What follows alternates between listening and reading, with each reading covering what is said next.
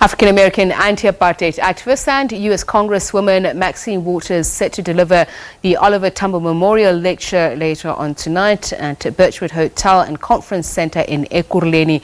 Manqoba Mchunu, SABC reporter, is there with the latest. Manqoba?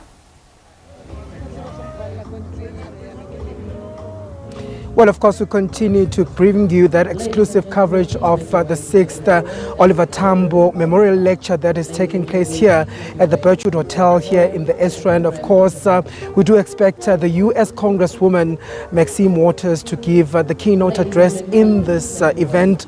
Of course, looking into one of the former presidents of the ANC and a man who's been very involved in the party, a man who's been described as a man of integrity, a man of honor, a man of trustworthiness, and also a man of empathy. And of course, Maxine Waters herself, the US Congresswoman, also being described in almost similar sentiments as somebody who has championed the issues really of the people on the ground in the US, and also being involved in the fight against apartheid in the 80s. We do know of her contribution as well. But just to talk more about, the role that Maxine Waters has played and, the importance of having her in this event and delivering this keynote address, I'm now joined by a poet, Natalia Molebatsi. Natalia, of course, you were saying earlier on to me that for you it is actually an honor to have a woman of Maxine Waters' caliber addressing us. We know that she has been named one of the most influential women in the Times 2018 list that came out last year. What does she mean to you?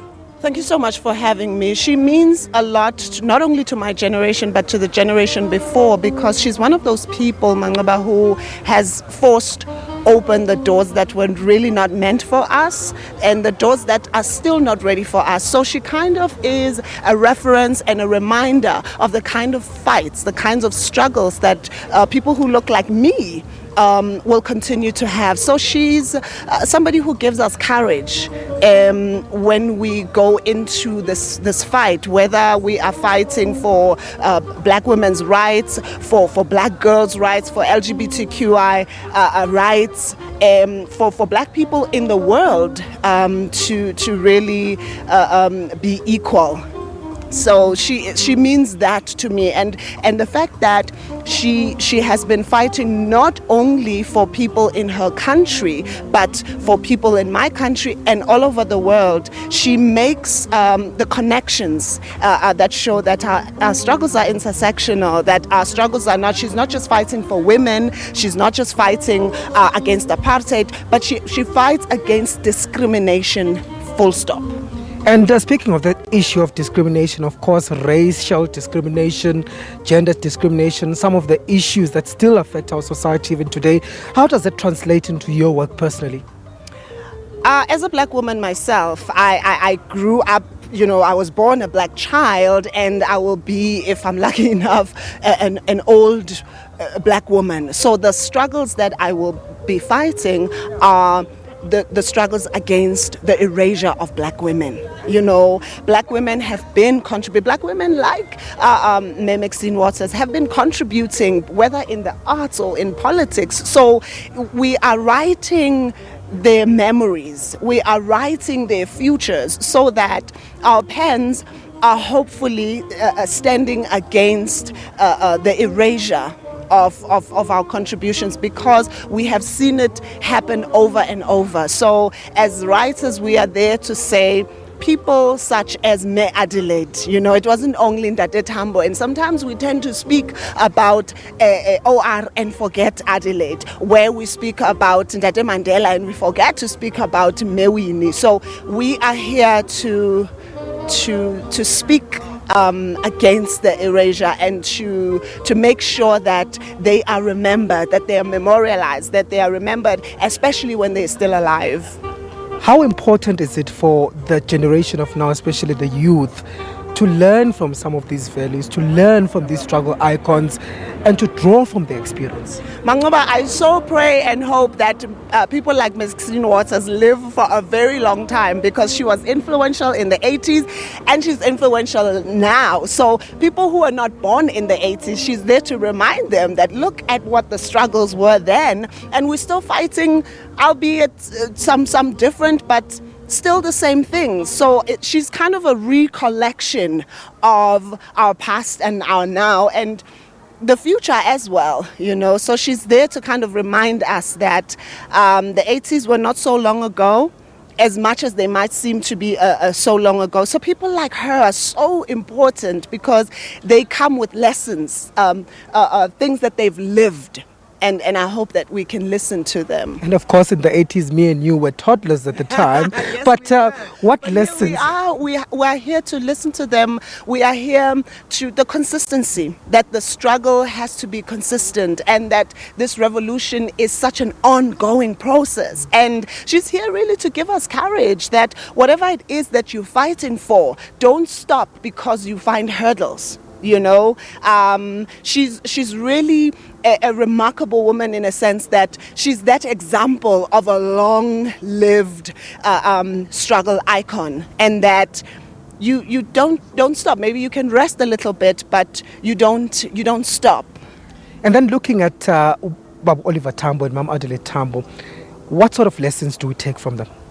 We take also the same lessons, that the struggle is such a process and a continuation, and that they were so consistent, and that they believed so much in these values of Pan-Africanism, and the courage that they had, that we will be sitting here today with the freedoms that we enjoy today. But also for them, they are the symbols of passing on the baton, to say this is how far we have fought, and these are the lessons that we bring with us. You are here to take it further, so at least we have an archive that we can look into and say, what is it that they were fighting for? And for us to really continue it and make it blatant, make it about this violence against women, this violence against our children, that they stood for that, and we are standing also for that, standing against all types of violence. Of course, there are some concerns of the erosion of that history, of the generations of now not knowing some of the history and the role that the likes of Oliver Tambo played in the struggle, and what it really means now to the youth of today. I mean, they enjoy the freedoms that they have, but not really knowing the responsibility that lies with it.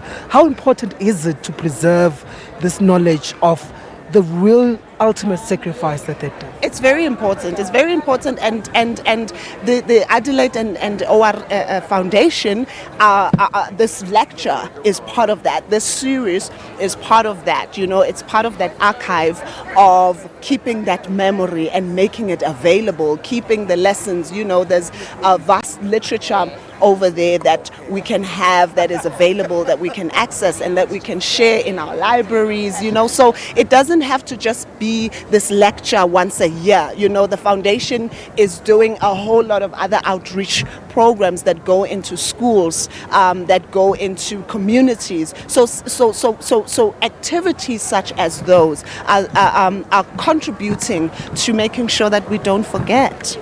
And of course, the legacy of Oliver Tambo. We have the Oliver Tambo International Airport with various streets named after him. But it's very important that his name lives on. What sort of legacy has he left us?